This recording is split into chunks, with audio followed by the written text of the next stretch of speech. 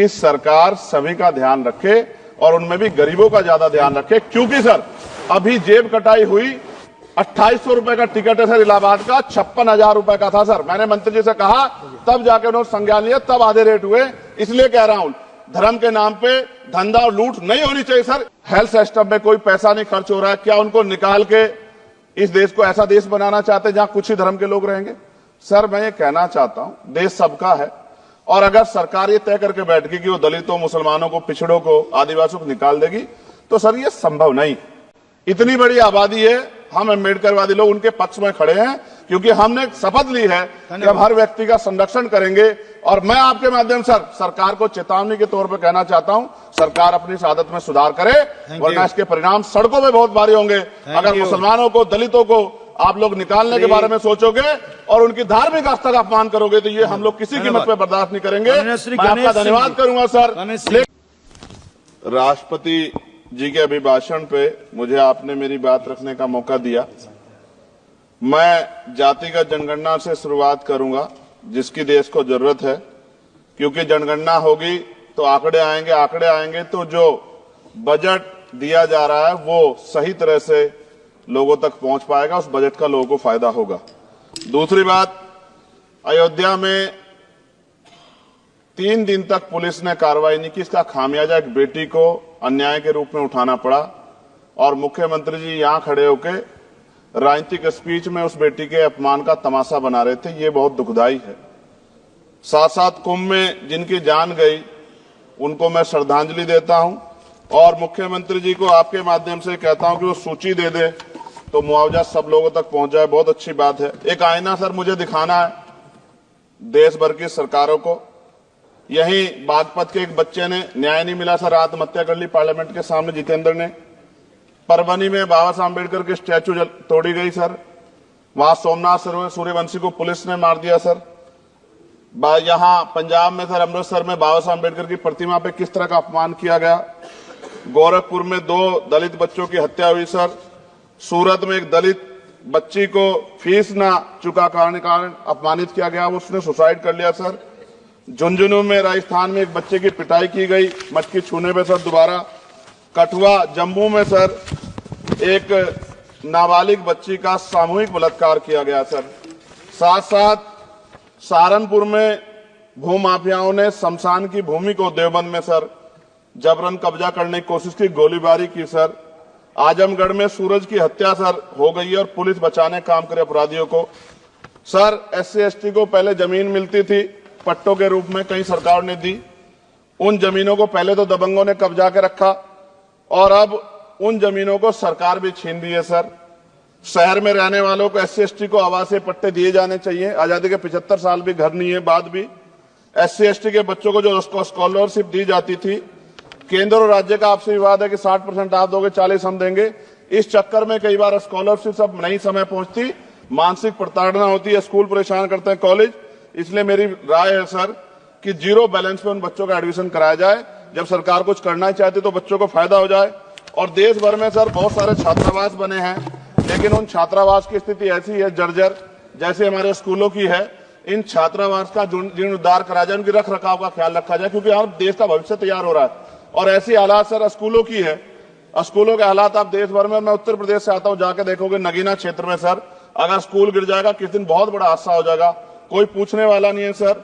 बात OBC समुदाय की जाए सर, OBC समुदाय को वक्त आ गया है कि विधानसभा और लोकसभा में आरक्षण जो है सर मिलना चाहिए, जो उनकी पर्याप्त संख्या यहाँ लोकसभा में और सभी स्टेटों की विधानसभा में आ पाए, जो सामाजिक समानता की दिशा में जरूरी कदम है। OBC को भी SC ST की तरह सर प्रमोशन रिजर्वेशन मिले। OBC आरक्षण में जोड़ा गया सर असंवैधानिक है, क्रीमी लेयर उसको खत्म किया जाए।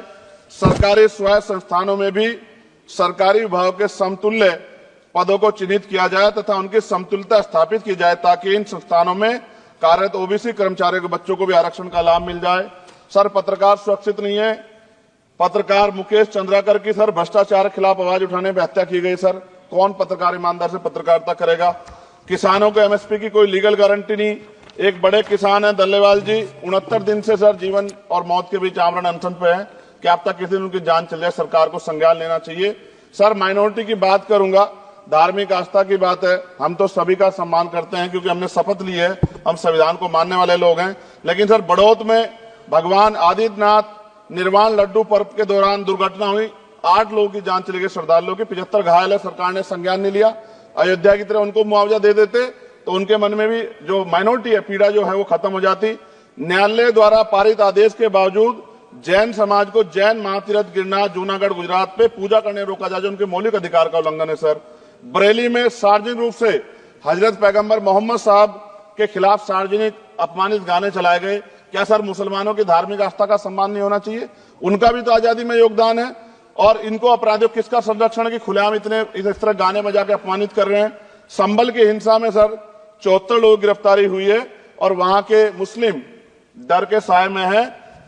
सरकार बेगुनाहों की गिरफ्तारी बंद करे। महाराष्ट्र में सर चंद्रपुर जिला पड़ता है, मैं अभी गया था, तालुका चिमूर में ताडोबा फॉरेस्ट में संग्रामगिरी पहाड़ पर बौद्ध स्थल है सर, बहुत पुराना। वहां बौद्ध भिक्षु को सरकार बिजली नहीं देती, रास्ता नहीं देती और इतनी बुरी हालत में उनकी धार्मिक आस्था क्या है सर? तथागत बुद्ध की ज्ञान स्थली होने के कारण बोध गया में बौद्ध धर्म के अनुयायियों के लिए जो बहुत महत्वपूर्ण स्थल है सर, इस स्थल पर अवैध कब्जा हटवाकर बौद्ध धर्म के अनुयायियों को सौंपा जाए। उनमें बड़ी चिंता, देश विदेश से लोग आते हैं, तो यहाँ हमारे देश की छवि भी खराब हो रही है।